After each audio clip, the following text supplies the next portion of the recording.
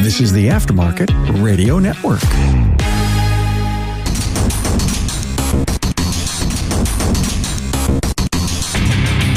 Welcome, everyone, to yet another episode of Diagnosing the Aftermarket A to Z. I'm Matt Fonslow, and I know, I'm going to use good judgment. I haven't lost my temper in 40 years, but Pilgrim, you caused a lot of trouble this morning. Might have got somebody killed, and somebody ought to belt you in the mouth, but I won't. The hell I won't. That and more after a word from our sponsor, NAPA Autotech Training. NAPA Autotech's team of ASE Master Certified instructors are conducting over 1,200 classes covering 28 automotive topics. To see a selection, go to napaautotech.com for more details. So I get a few questions, of course, in the email and messages, and even just like locally from other shops.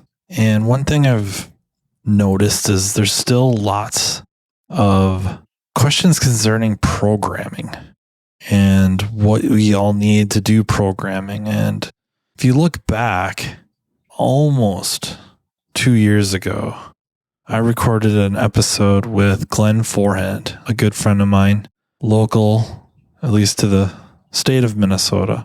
Kind of did a Q&A on programming. And I don't know that I would say so much has changed. It's episode 83 if it matters. I don't know if stuff's really changed so much, but almost 2 years old, it's probably worth revisiting at least a little bit. It's rough on where to start even, because I don't know that this could really be a thorough how-to for programming. We have to keep stuff so generic because I'm not really focusing on any specific make or car line, but I think the best start is probably what are you going to use to program? And I don't mean that to be so vague. I don't even mean like interface specifically. The decision has to be made early on, and I think that might be car line specific or more car line specific. And I'll elaborate in a sec. Are you going to do your programming with the factory tool, or are we going to use something more generic like a J2534 interface? Don't get me wrong. Some OE scan tools are essentially using a J2534 interface. Okay.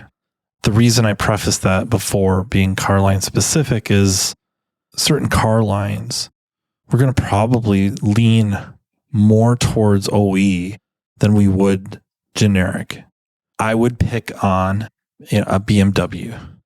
Not so long ago, I would have probably thrown in Volkswagen Audi. Of course, I think Mercedes, and now I've started with strictly Euro vehicles. But again, not too long ago, I would have definitely put Nissan in that category to try to go OE.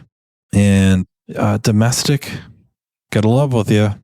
OE, or at least the aftermarket solution OE, Chrysler is another one that just seems to struggle with J tooling, J2534. GM and Ford, pretty solid. Of course, a lot of those that work out quite well with J2534 usually are the more affordable interfaces. And then it's really just the subscription that gets you the factory tool. So it's kind of interesting. Maybe the one that at least pops in my head immediately for affordability is BMW. I have not had very good luck going J2534. I'm sure some of you listening are laughing as you're programming a BMW J2534 and have done so successfully time and time again. For me, for the cost of the interface and the subscription, it is just such a no-brainer to go OE. I might also toss in Volkswagen Audi. I just don't find the cost to be that great, especially if you do a fair bit of it. And everybody's going to define fair bit for themselves, what that means. But for us, our shop, GM and Ford dominate the cars we see, car lines, but then it's Volkswagen Audi, and then it's Chrysler Jeep. So for us, OE Volkswagen Audi is just a no-brainer. After that, I think deciding between OE and J-Box, it could be car line dependent. How many of them are you working on? You know what? If GM is dominating your bays, why not have the factory tool? It just seems reasonable. The cost of entry is not that high. Same with Ford. Same with so many of them. And even if the cost of entry is what we might deem expensive, if those cars are in our bays every day and it opens up a market for programming and other endeavors such as like coding and adaptions, especially ones that require online where the aftermarket may be lagging a little bit. That's not always the case, but just something to consider. It's just tool for what you've got, tool up for what you're working on. The other decision I think to consider is either operating multiple laptops or having, one or two that have some hard drive partitioning. And everybody's got their preferences. A lot of my friends have, I would say, more scan tools than I have. And they run a couple laptops and they're partitioned and they would have it no other way. I'm one that we buy a laptop for almost every car line. And the laptops I'm getting are refurbished. I don't think the make matters so much, but they're typically more business class. So you could get any number of makes, brands of laptops, but I kind of lean more towards the business class. I'm looking for Intel processors. Maybe that's a personal preference. It just seems safe. The later generation i5 processors I can get, the better. i7s, of course, wouldn't be so bad, but typically add some cost that may not really be justifiable. And then I'm looking, of course, it's hard to get anything with a solid state drive, thank God, because boot up time is drastically reduced. And really for RAM, I like having 16 gigs. You can probably get away with 8. 16 seems pretty safe. That gets you in it. Windows 10, we could probably start upgrading to 11, but 10 is safe. Still, as far as I know, widely supported. Not so sure about 11. That's not saying 11 won't work, but it may not necessarily be supported. Those are the decisions. Or I guess I should toss in another option, actually. Some PCs, some laptops make hard drive swapping very easy. And therefore, you may have a single laptop, if you will, but a stack of hard drives that have different, set up for different car lines, right? So you're going to have your GM hard drive, your Toyota hard drive, your whatever, Volvo hard drive. So I don't want to make these out to be like just these big decisions. Think of these, got a decision to make. Just think of Bob Ross, man. I don't know that there's necessarily a mistake or even a happy accident in this case. It's just a personal preference. I prefer a different laptop, just ready to go. One for each car line. I don't have to worry about driver conflicts. Granted, properly done partitioning, won't have to worry about that either. But for me, for the cost of what the laptops are going for, a couple, $200, $300, $400, it's just the way I've decided to go. And I can't say if my way's better. I certainly have higher stacks of laptops than others because of it, but I don't know. It just seems to simplify stuff for me. And for everybody else that would need to use them, they don't have to figure out how to navigate a partition drive. And I'm not trying to make that sound like it's so difficult, but it's just yet one more thing. Because where we end up this conversation is when you get to using the different software or portals or whatever you want to call it, not only do you have a different user interface for pretty much every scan tool, you have different means of getting there, if that makes sense. Where Chrysler, you have multiple subscriptions to get. GM, you're going to go to a website to log in. We'll have downloaded a program, but you don't get to it through your desktop and just double clicking on an icon. You have to go through the web portal. So each one's different. It just gets to be more and more things for everybody to remember how to do. So, the more simplified you can get, the better. The one less step or two anyone has to do is probably the better. where to find links to all the software. For me, I go through NAS stuff. It essentially ends up being SDRM, but it's free. You got all the car lines, automaker websites, links to programming and, a mobilizer if you need service information, stuff like that. So for me, that's a really good place to go. Another place would be the OEM One Stop that I don't think requires any signing up or logging in. That will have links, and that takes you to the manufacturer's websites for us, for the independents. And then they will have usually pretty decent instructions on how to get either their factory interface and their software, if possible, if that's available to us, or it will have the aftermarket solution for how to get their software. And mind you, this is where things can get a little bit interesting, is sometimes the scan tool is separate from the programming utility, if you will. And quite a few car lines do it that way, where there's a different place to go, potentially a different subscription for the scan tool portion. But the programming is not linked to the scan tool. You don't do that through the scan tool. It's a separate utility. But the instructions are there. And again, it's different for each car line. And some are more intuitive than the others. But the way to get there, to find those sites, to find those links, I think, for me, primarily is NASTF, NASTF.org. Create an account. It's free. And then you can get the links via that. And then again, OEM One Stop. It's just the issue is if you start typing in Google search for this stuff, you can end up in websites that aren't actually the manufacturers.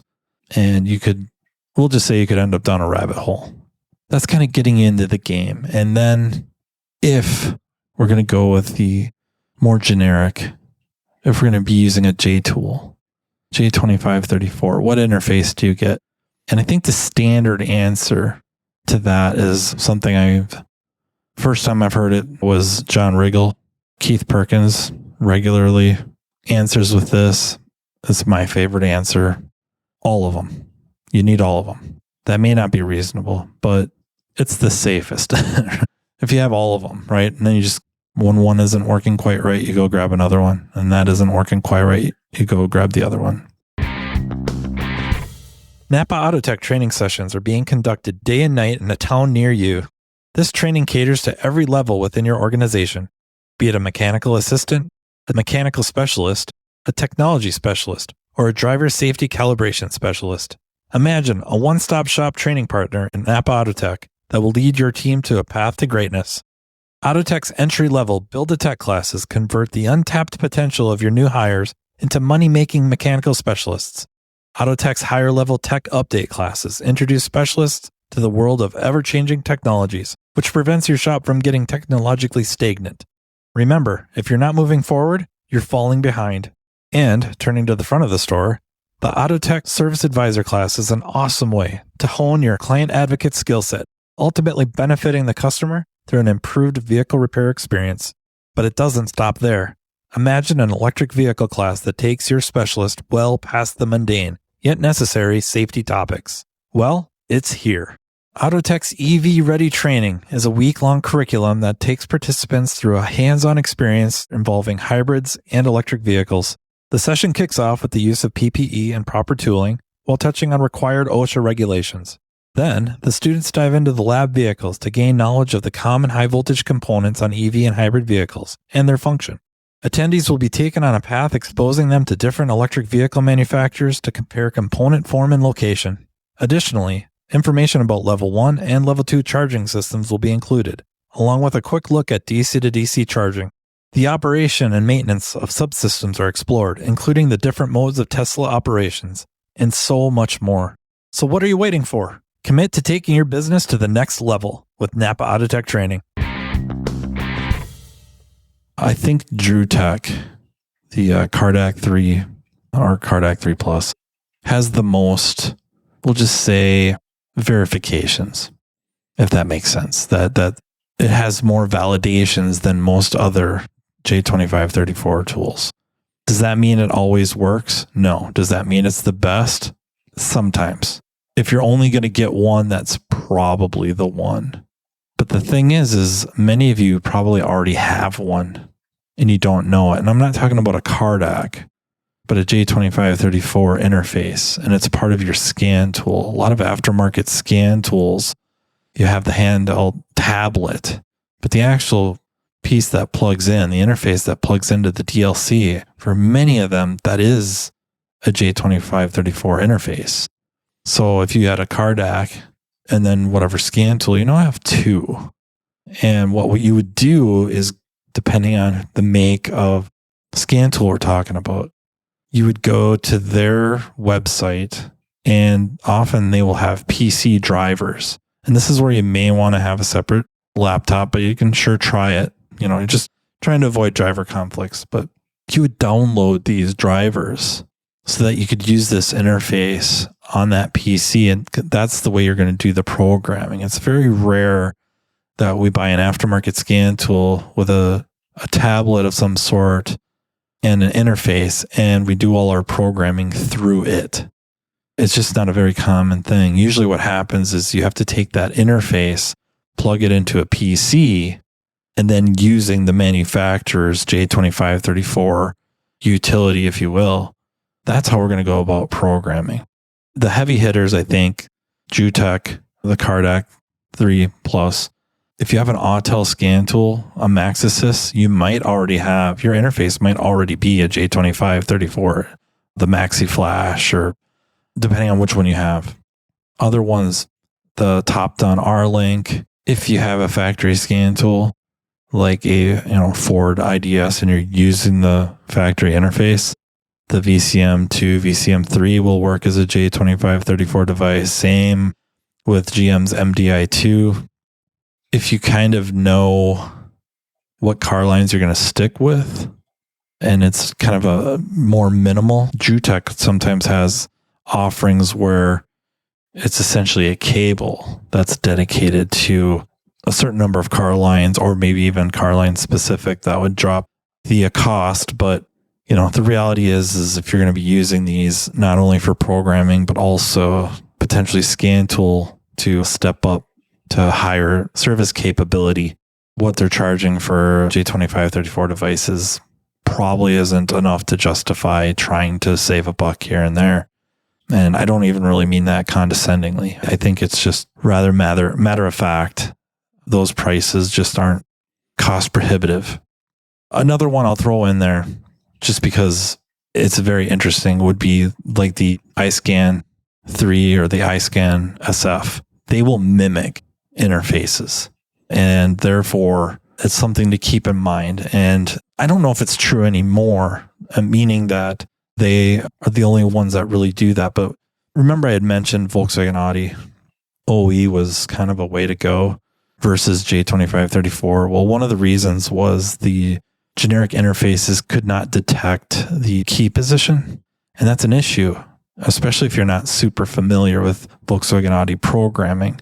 The iScan series, the SF or the 3, would recognize key position, which made that much more useful to us than an interface that didn't. I think some of the newer interfaces now, or with further later updates, are now more capable of doing that. So I would just kind of throw that in there. It's more of both cases, they're full-blown scan tools, but the scan tool itself will mimic an interface and become quite useful. And then really after that, you got your laptop, or you figured out your PC solution, what you're going to do. You've got the links to the factory websites. You're going to have whichever interface, be it factory, OE, J2534. After that, really for in the shop, you're going to have a good battery maintainer. These are responsible for delivering clean power to the car with minimal AC ripple. And then also, depending again on the car line, they have to be able to generate a fair bit of current quickly.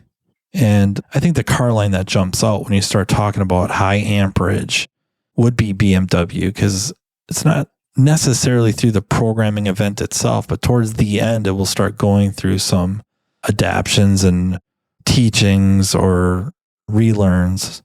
If you've ever seen one do it, like they have suspension ones where the vehicle's, kind of jumping around, draws a lot of current. Windows are going up and down. And if anybody's just walking in, they think the car is possessed. You got to have a maintainer that's capable of keeping up. In my mind, the heavy hitters are the Top Done T 120,000, or they also have the Top Done Tornado 9,000. But really, that new Top Done T12 120,000, it's really been my favorite maintainer. And then after that, I'm a really big fan of the Clore. We have a couple of the PL 6100s. They've been very good to us. The layout, somewhat similar to the Top Dons. Or I should say, actually, I had the Clore long before I had the Top Don. They kind of have the same look to them. But both of these pump out 100 amps for the Clore, 120 amps for the Top Don.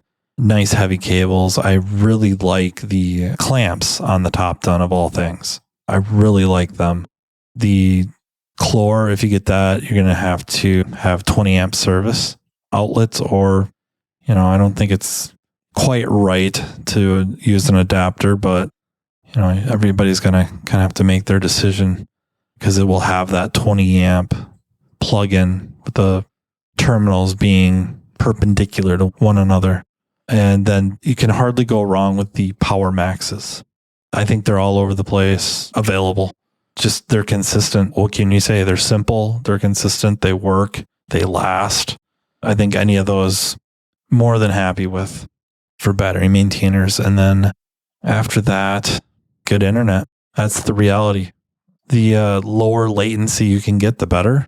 And mind you, your internet going into your building might be actually pretty good. You may have to look at upgrading the modem itself. So you may have to contact your ISP and talk about the best modem they have. And then after that, you may have to get a little techie and dive in a little bit to the IT, where the way I have things set up at the shop, and I don't want to imply that my way is the best way, but we have the modem from the ISP. The only thing that modem feeds is my powered network switch. And I say powered because I used power over Ethernet for my access points. That's all. I have more ports. I think there's like 4 ports out of that modem, but the only thing I have that thing feeding is the network switch. That seems to have garnered me a great performance boost and longevity. We used to burn through modems a few a year. Since going to that, we have yet to do it. Now I've jinxed it. Tomorrow our modem's going to burn down, but yeah, that we've had 0 issues with modems when I'm not having a whole bunch of stuff plugged into it to supply office computers or printers or whatever it may be. It goes right to my network switch. I'm using a 24 port because, like I said, I have a whole bunch of access points, and then I hardwire a lot where I have the Cat5 cables, if you will, or network cables going right to as many PCs as I can, printers as I can, not relying on Wi-Fi. And that greatly improved our internet. I don't know if you've ever listened to like older recordings of Remarkable Results Radio where I was a guest. A lot of times my internet was cutting out and I was always blaming the ISP. And it turned out the internet going in, the internet speeds and everything were great going into the building. It was just everything that was happening after that. And when I upgraded our network, if you will, that kind of cured all those issues. So you don't have to go get a 24 port. A lot of this stuff you can pick up, of course, online, but even at Best Buy, I don't know. I have a rough time buying certain things from Walmart and other retailers like that. If you can do the research and you make sure that what they're selling is the same as what you would get elsewhere, then go for it. But I think any name brand components will work just dandy. You don't necessarily have to get managed switches if you don't want. You're going to have to assess your threat level. I unwittingly went with managed because I didn't understand what it meant when I got it. Now that I have it, I'm kind of happy about it, but there's less BS with unmanaged. Managed, a little more BS, but there is quite a few more layers of security if you feel like you need it. That should get you rolling. And then, of course, the best things you can do is hit classes. There's so many of them. NAPA Autotech training has online, they have in-person. There's other providers, of course, that we know about. And then don't forget social media. Facebook has groups dedicated for programming, scan tools, J2534, getting involved in these, reading, using the search function for crying out loud, make use of the search function. Diag.net is another one. Even IATN, going through the archives, you're going to find plenty of information. And then there's the manufacturers themselves, and I don't mean the car manufacturers, but the tool manufacturers. They have videos available on their sites, on YouTube. There's so much information. If you're not programming, you probably need to be, because it's been around a while now, and it's a regular part of service. It's going to be time to kind of get over the fears and reservations. And if you can, just pick a car line, pick the one you see the most of, or at least, I guess, programming opportunities. But if it's going to probably be related directly to the cars you see the most of. And then buy the factory tool for it. Buy a JBox for the purpose of starting to program those. And that's where you start. Yeah, you're going to have to go for it. You know, I like to joke around that I press buttons and say what's the worst that could happen, and I burn down modules and all that. Okay, I probably exaggerate a little bit. Stuff goes pretty good. You know, now I've told you that you're going to burn down the first one you do, but the reality is like I said, programming has been around a while. Stuff is set up to succeed, but follow the procedure. And I guess to tie this up, the end, service information. Get service information or use the service information. And I'm not talking Google. I'm talking AllData, Mitchell, MotoLogic, the manufacturer OE service information. Follow it. Find documents that talk about what to do for programming. BMW has a really nice document that I use for pretty much all car lines. How to prepare the vehicle for programming. It's brilliant. And it's just stacking the odds. Things are going to be pleasant. And they're going to work out. So yeah, I think that's how I'll end it. I can't think of anything else off the top of my head that would put you in a better position to succeed and hopefully remove some of the fears. Go back and listen to episode 83 with Glenn and I. Yeah, keep the questions rolling in. Don't hesitate to email me at mattfonslopodcast@gmail.com. And before I go, I just take a second here to thank our sponsor, NAPA Autotech Training, and also thank the Aftermarket Radio Network. And until next time, take care. You've been listening to Matt Fonslow, diagnosing the aftermarket A to Z on the Aftermarket Radio Network. Follow Matt on your favorite listening app. He's very interested in what you have to say. Let him know what you'd like him to cover and come on the show.